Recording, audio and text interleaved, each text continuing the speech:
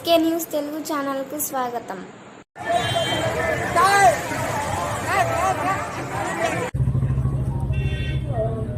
పవన్ కళ్యాణ్ గారి నాయకత్వం, వీరేంద్ర బాబు గారి నాయకత్వం, వీరేంద్ర బాబు గారి నాయకత్వం.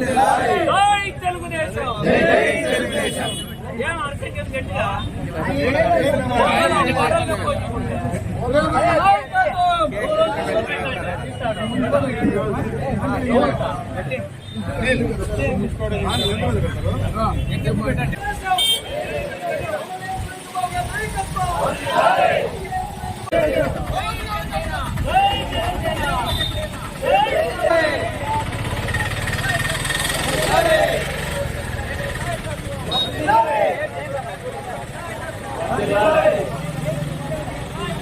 వదిలాలి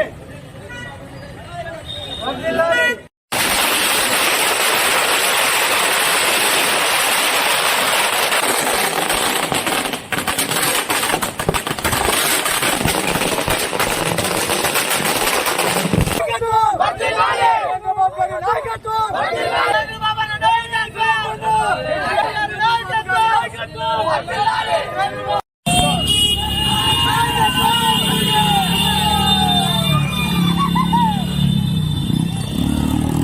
ఈ రోజు కళ్యాణదుర్గంలో ఒక పండుగ వాతావరణం నెలకొంది.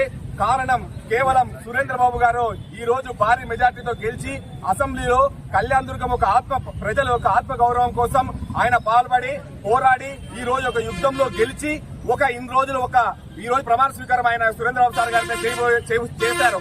కానీ ఇన్ని రోజులు ఈ కళ్యాణదుర్గంలో రాక్షస పాలన పోయి రామరాజ్యం వస్తుంది.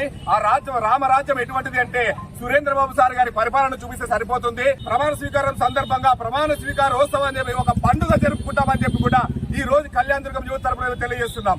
సురేంద్రబాబు గారి నాయకత్వం. ఈరోజు చాలా సంతోషంగా ఉంది. మా తెలుగుదేశం పార్టీ జాతీయ అధ్యక్షులు గౌరవనీయులు ముఖ్యమంత్రి వర్యులు నారా చంద్రబాబు నాయుడు గారు గతంలో ప్రతిపక్ష నేతగా ఉన్నప్పుడు అప్పుడే శాసనసభలో ఇది గౌరవ సభ కాదు కౌరవ సభ, అందుకే నేను ఈ సభలోకి రాదలుచుకోలేదు, నేను ముఖ్యమంత్రి అయిన తర్వాతే ఈ సభలోకి అడుగు పెడతానని చేసి శపథం చేసిన మాట రాష్ట్రమంతా కూడా ప్రజలందరికీ కూడా తెలుసు. ఆ మాటకు కట్టబడి ఆంధ్రప్రదేశ్ లో ఉన్నటువంటి ప్రజలందరూ కూడా పెద్ద తీర్పు ఇచ్చినందుకు 164 సీట్లు ఇచ్చి చంద్రబాబు నాయుడు గారిని ముఖ్యమంత్రిగా అసెంబ్లీకి పంపించడం చాలా సంతోషంగా ఉంది.